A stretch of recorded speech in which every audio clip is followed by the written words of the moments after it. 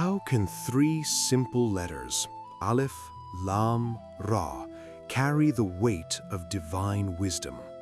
What is hidden within these symbols that the Quran opens with them before any story, command, or lesson? These letters are not accidental. They are the threshold, the key to a living reality through which divine knowledge flows. Bismillahir-Rahmanir-Rahim. In the name of Allah, the Compassionate, the Merciful.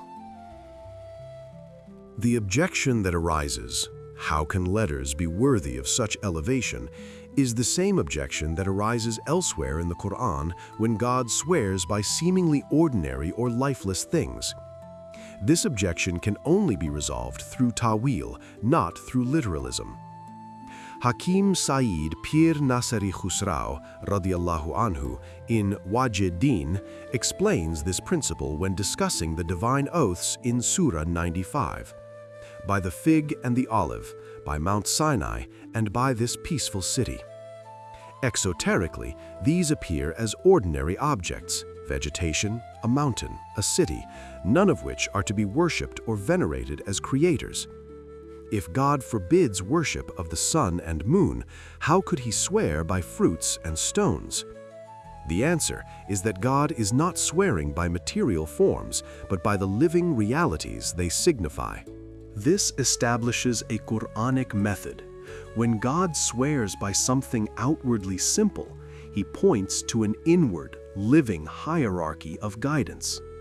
Through Tawil, the fig is revealed as the universal intellect, directly linked to the divine command, be, without intermediary. It nourishes the soul completely, just as the fig is wholly edible, nothing rejected, nothing discarded.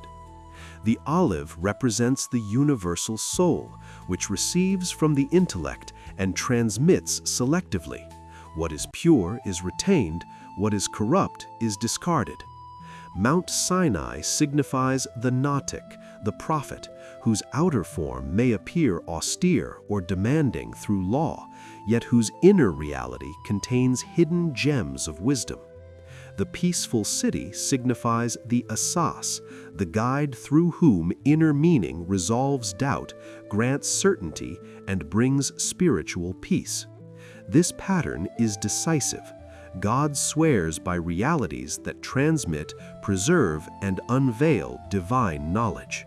When this method is applied to the disjoined letters, their function becomes unmistakable.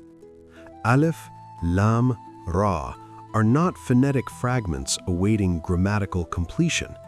They are symbolic condensations of the entire hierarchy of guidance. On the celestial level, they correspond to the supreme pen, the guarded tablet, and the luminous inscription in which divine knowledge is preserved. On the earthly level, they correspond to the living bearers of that same light, the prophet as Naatik, who brings revelation into articulated form, and the Imam as Asas, who guards its continuity, unveils its Tawil, and ensures that the Qur'an remains a living guidance rather than a sealed text. Thus, the disjoined letters do not precede the Qur'an accidentally. They stand at its threshold as a declaration. This book cannot be entered without recognition of the living reality through whom its wisdom flows.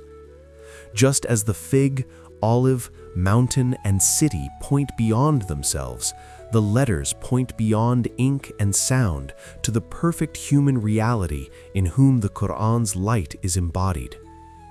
To deny this is to repeat the error of those who see only paper and ink and fail to recognize the divine speech within it, which in origin is light. The Qur'an and the Imam are therefore not two authorities, but one heavenly light in two forms, one preserved as shadow in text, the other preserved as a living guide, as light. The elevation of the disjoined letters is not linguistic ornamentation, it is proof embedded at the very opening of revelation, not to attribute anything to it without the light and permission of the appointed living guide. When God begins Surah Yusuf with Alif Lam Ra, he is swearing by the realities they represent, not by ink or sound, but by the living chain of guidance. These letters stand for the intellect that originates meaning, the soul that receives and nurtures it, and the vision through which it becomes known. They are manifested first in the Prophet and the Imam, and then continue through the line of Imamat, in whom these realities remain present and active in every age. This is why the oath comes before the story. Before Yusuf is mentioned, before trials and dreams are narrated, the Qur'an establishes the authority of the source. It reminds the listener that what follows is anchored in the highest proximity to God, revealed through the Prophet, safeguarded by the Imam, and made accessible to humanity through living guidance. Only after this oath does the Qur'an speak. Once the source is recognized, the meaning can unfold. The story of the dreams, the trials, and the eventual recognition of Yusuf represents his inward spiritual journey in the form of unfolding reflection of this living ladder. This journey is a pattern for all prophets, imams, and arifs, and not only confined to Prophet Yusuf alayhi salam. The disjoined letters of Surah Yusuf are not mere symbols.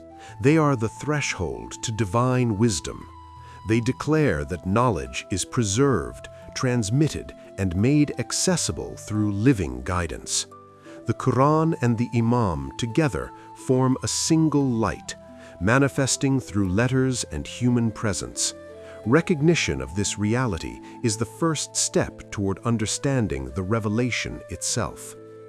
The Qur'an itself tells us that it is not self-explaining.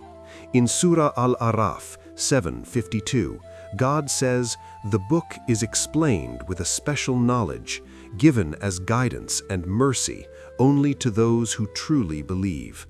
This knowledge is not linguistic or historical. It is divinely granted. The Qur'an then identifies its source. In Surah Al-Maidah 5:15, God says, "A light has come together with the book." The book is recited, but only the living bearer of divine light, the Imam of the time, has the authority to unveil them, which takes place in the personal world of a peer or hujjat who spreads it to the believers. Revelation does not rush to explain itself. It waits for recognition, humility, and living light. Subscribe, comment, click the bell, and continue the spiritual journey ahead.